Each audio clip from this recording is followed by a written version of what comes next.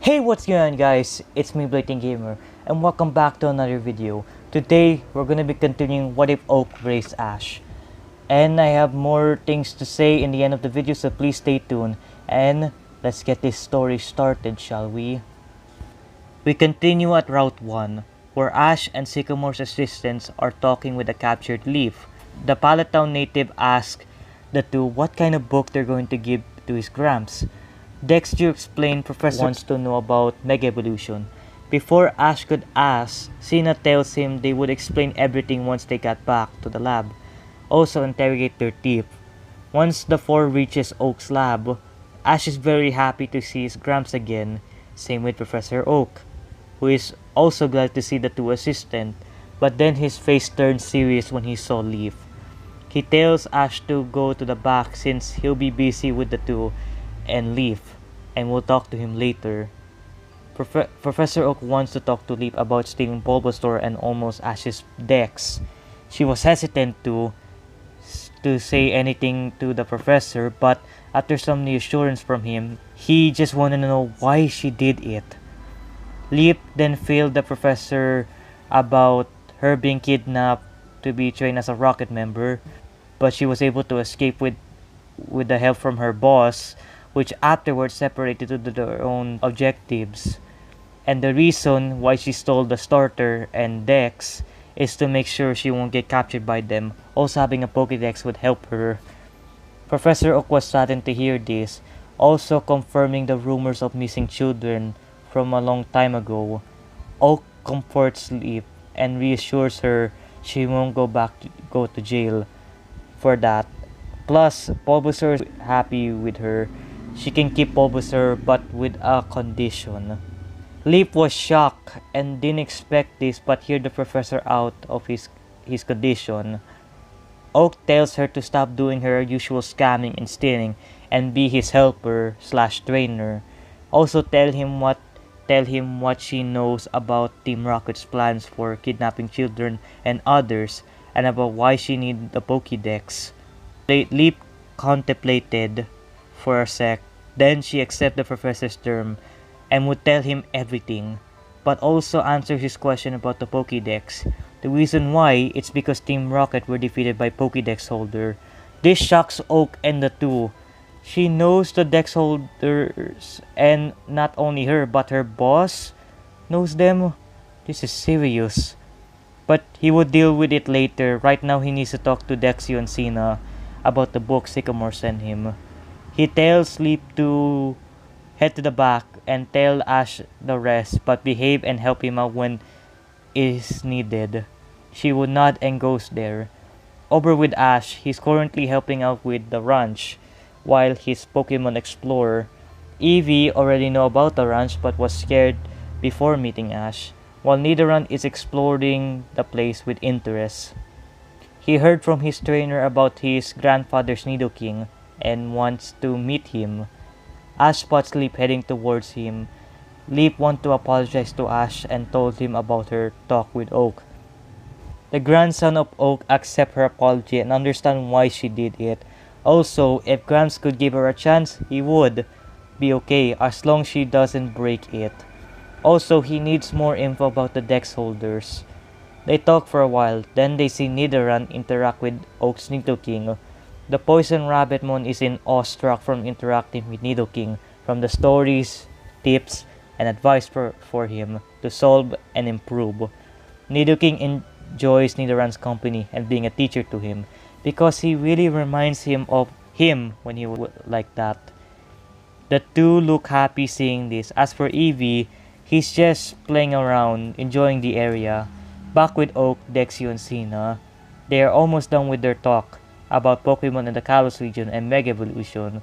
The professor's very fascinated and excited to hear this kind of info from Sycamore's assistant. But then, Oak heard someone come from his door. It's Gary. He came to see after hearing about what happened in the lab. But Oak reassures his grandson everything is alright and the problem has already been dealt with, thanks to Ash and himself. Gary was glad to hear this and asked where Ash is. In a casual tone, he answered, "In the ranch with Leaf, the person who stole Bulbasaur." Gary was shocked and rushed there to check up on Ash, but Oak stops him and tells him why Leap did it. Gary kind of felt bad for that, but stealing and scamming people isn't right. Oak then calls the two to come back to the lab. He needs to speak to them. When they do come back, Ash was surprised to see Gary again, but he explains how he came back and looks at Leap and make a snarky comment to her, to which she fired back, and they argue, with Ash getting caught in the crossfire. The professor just sighs tiredly, while Dexter and Cena sweat drop and comments how Professor Oak had to deal with 3 11-year-olds. Oak stops all three and reminds them. Ash, Gary, and Leap listen to the professor on what he's about to say. He has something to tell each of the three. First was Gary, about his progress in his journey. The first grandson, in a smug but tame tone, got 2 badges and caught over 30 Pokemon, which shocks Leap, but for Ash has known about this for a long time of Gary's skill, but it is surprising that Gary caught that much. Next was Ash, and Oak is happy to tell him that he's going to another region. Ash is surprised by this and asks why is that the case. The professor unfolds to his helper. After talking to Dexio and Cena, they agreed to take Ash with them to the Kalos region. Ash was happy and thanks his grandfather, being the best. He always wanted to travel the world. Last was Leaf, and she would be staying here for learning with Oak on being a trainer and remove her old habits. She was a bit disappointed but agreed to it.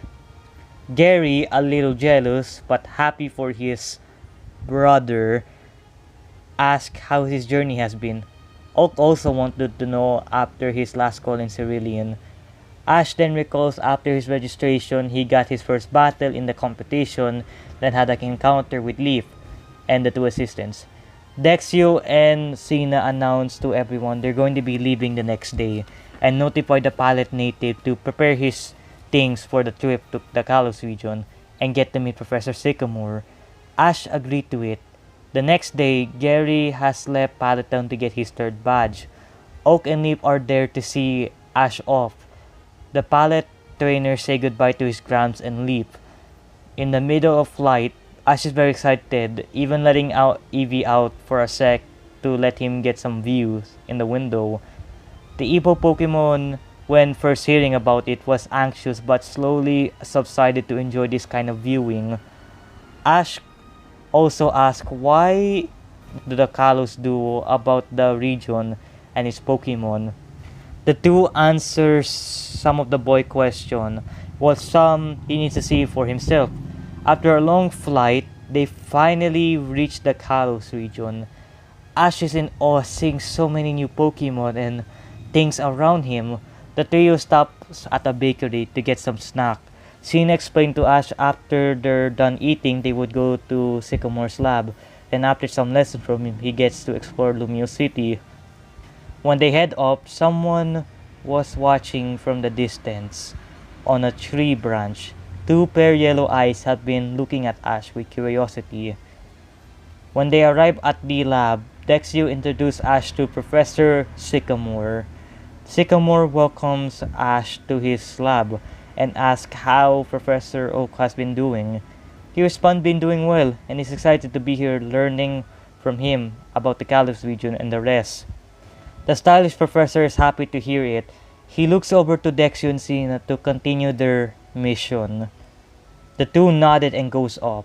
Sycamore shows the Kanto trainer the garden room that house a lot of new Pokemon where Ash never seen before. Some are from other regions while others are native to Kalos. He tells Ash to not catch any of the Pokemon here because they belong to other trainers while some are for his research. The Pallet native understands and begins to explore the lab and interact with the Mons there. He even gets to see the starters of the region, Fennekin and Chespin. But the water starter is missing. The professor explained Froakie has already been picked up by his new trainer. Ash is happy to hear that. Meanwhile, in Kanto, Leaf has been studying under Oak and gotten some of her old habits to be somewhat tame and has been doing the chores and research tasks given by the professor. Back in Kalos, Ash has been enjoying his visit. He goes off to explore Numios. He went to a lot of places in the city and seeing new things around him. After some sightseeing, he was about to head back until he heard a crash vehicle noise. He rushes in to check what's going on. When he got there, he see a rampaging Rampardos head-bashing a delivery truck with a driver inside. The grandson of Oak won't allow this, even though it's very dangerous. He needs to help. He sends out two of his mons, getting the fossil mons' attention. Rampardos is too strong for Evie and Nidoran. The two used their teamwork to somewhat hold back Rampardos, but that didn't last long. The Spear Dino unleashed a rock slide, slamming Evie and Nidoran across, while some rocks are heading towards Ash. They're too fast for him to dodge. When Ash is about to get impaled, suddenly, a small figure jumps out of the tree, then launches its Frobbles at the attacks, stopping it from killing Ash. When Ash have a good look at the Mon, it's a frog-like Pokemon with the Frobbles as its main. Wait a sec, he knows this Pokemon, it's a Froakie. It tries to battle Rampardos with less success, and was sent flying. Ash was able to catch Froakie and gather his team. Ash briefs the three on what to do since they can't defeat it, maybe immobilize it. The three agree to this plan. Eevee and Nidoran are distractions, while Froakie fires his sticky Frobbles at Rampardos' body and feet, subduing the fossil spear. Then, Professor Sycamore and his Garchomp came in to check what happened. Ash informed the professor, and Garchomp carefully calmed Rampardos down. Ash and Sycamore help out the driver. The driver thanks them both, explained he was supposed to deliver the fossils to the museum, but then strange people wearing red stopped him and also stole some along with doing something to Rampardos. The professor let him know he would tell this to Officer Jenny to investigate it, but then he saw Froakie. He's shocked. It happened again, and asked what happened to his trainer. The little ninja just turned away from the mention of his trainer. Curious, Ash asked the professor about Froakie's past. The professor explained on Froakie's trainers, and it's almost like he just wants to find the right partner for him. Ash is saddened by this and crouches down to Froakie, tells him he hopes he could find the right partner one day. When the two are about to go back, Ash's leg is being tugged and see it's Froakie with a Pokeball. Ash is confused, but then Sycamore let him know Froakie chose him to be his trainer. Ash is shocked but asks the little ninja, is that true? Froakie gave him a happy cry. This confirms it. Ash welcomes Froakie to the team, catching it in the process. After a few days have passed, Ash is training his team and getting to know Froakie. Froakie likes to improve with his trainer, so he includes him on other types of training. Professor Sycamore came in and informed Ash there is a junior tournament and asked if he's interested on joining. Ash wanted to since he would have good experience for him and his team, but was disappointed learning the PWC won't be hosting this one, but it would be fun to join. When he got there, he registered himself in the tournament. A few hours later, the tournament has started, announces the matches for round 1, and it's 1v1. We headed to see Ash's first match against a trainer with a Heliolisk, even though it gave trouble with its electric type moves and ways of hitting Eevee and blinding it with attacks. It won't stop the Evo Mon and defeats it with Mud Slap to cover its face and Quick Attack to finish. The audience were cheering, but a certain trainer who watches the match was dispirited look. The other matches of the tournament goes well until we get to the last match of round 1. A trainer by the name of Callum is up against an ace trainer and his Fletchinder. To everyone's shock, he sends out a chest pin. Even it's a type disadvantage, the Spike Nut is just making the Firebird as a joke and beats it without any effort. Callum just sighs in disappointment and goes back to his seat. Ash's eyes open and is fired up after seeing this match. and wanted to talk to this trainer. When Callum got back to his seat, he was confronted by his two old friends who joined the tournament as well, Tierno and Trevor. They congratulate their friend but he's not in the high mood as always. They try to cheer him up but it won't work. They just have hope someone could bring him out of this. The second round starts with Callum versus Tierno. It's a 2v2. Tierno sends out his war turtle while Callum sends out his Kangaskhan. Tierno tells his war turtle to use water gun in a dance motion, while Callum tells the Mothermon to close in and focus punch at the right time. It waits until war turtle was in a position to take a landing position, striking it devastatingly on the shell. The Turtlemon charged forward with Skull Bash, but Kangaskhan tanks it, then grabs its shell, unleashing Shadow Ball, causing War Turtle to faint. Even with sending out Raichu, it's still not enough, and was defeated. Before Tierno could speak, Callum stops his friend and tells him he knows him and Trevor are trying their best to cheer him up and enjoy battle again, but it's not working. He thanks his friend for that, but it's not fun anymore. We go to the second round with Ash versus Trevor. Both trainers tell each other good luck. Ash sends out Nidoran up against Trevor's Charmander. Nidoran have a hard time trying to hit Charmander because of its aggressive attacks and also being excited or energetic. However, Trevor's having a little bit of a problem because of that. Nidoran goes for a Poison Sting but was cancelled by Ember, but leaps up on the air, striking a Leer, lower the Fire Lizard's defense, charging headfirst with Aerial Ace. Charmander fainted. The orange-haired trainer sends out his last, Flabebe. Ash knows this Pokemon is a fairy type, and his first one to battle one. Even though he has a type advantage, he needs to be careful. The Poison Rabbit fires Poison Sting, but to a surprise, the Fairy Flower just dodges it with grace. Then sets up Calm Mind, increasing its special attack and defense. Then Fairy Wind it. It doesn't do that much, but it's more on blinding Nidoran, which works, and finish off the weakened Rabbit with Tackle. Ash thanks his first capture and sends in Froakie. Ash tells Froakie to use Pound. It rushes in to deliver a smack on it, but Flabebe uses Razor Leaf to cut down Froakie.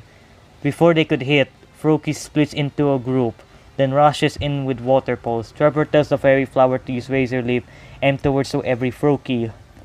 It rapidly fires Razor Sharp Leaves. When it makes contact, all of the Froakies disappear, which shocks the boy and wonders, where is the real one? When he looks up to see Froakie right above Flabebe holding its Water Pulse, then crashes it into its head.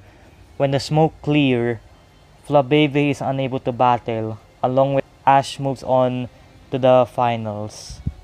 He thanks Froakie for the victory and returns him. Trevor recalls his as well and apologizing to it, but calls out to Ash if he mind if they could talk. Ash has no problem with it, so they talk outside the stadium. They talk about Callum and he needs Ash's help because his friend is currently not enjoys battle anymore.